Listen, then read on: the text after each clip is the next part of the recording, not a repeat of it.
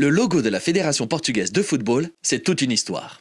Le logo de la Fédération portugaise de football, FPF, c'est un peu comme un hiéroglyphe. C'est un dessin qui raconte une histoire. Il est composé de deux éléments. Le premier élément, à l'avant, est un escudo, un écu, un bouclier. Le deuxième élément, à l'arrière-plan, est une croix. Le premier élément, l'écu, le bouclier, c'est celui que l'on retrouve également sur le drapeau du Portugal. Mais on a retiré les 7 châteaux forts dorés de la bande rouge. Car sur le tout premier escudo du tout premier roi du Portugal, Afonso I, il n'y avait pas encore de château fort doré. Les 7 châteaux forts dorés ne sont apparus sur l'escudo que sous le règne de Afonso III, entre 1248 et 1279. À la place des 7 châteaux forts dorés, on a apposé en lettres dorées les initiales FPF, Fédération portugaise de football, liant ainsi la naissance de la Fédération portugaise de football à la naissance du pays. Car ce premier escudo raconte les origines de la naissance du Portugal. L'escudo est de couleur argent et non pas blanc. Au centre de l'escudo, il y a 5 petits écus bleu-azur, positionnés en forme de croix du Christ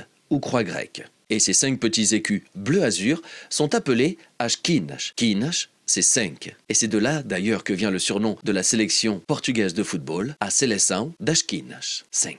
Ces 5 petits écus bleu-azur représentent les 5 rois morts que Dom Afonso Henriques, alors qu'il n'était encore que le comte du comté do Condado du Portugal, a affronté et vaincu lors de la bataille de Ourique le 25 juillet 1139. Et selon la légende, c'est à l'issue de cette bataille que les hommes de Afonso Henriques l'ont acclamé roi, ouvrant ainsi la voie à la création du royaume de Portugal, officiellement reconnu par le traité de Zamora en 1143, avec comme premier roi l'ancien comte devenu roi et qui prend le titre de Afonso I, premier roi du Portugal. Et sur chacun des 5 petits écus bleu-azur, il y a 5 baissants d'argent, et non pas 5 points blancs.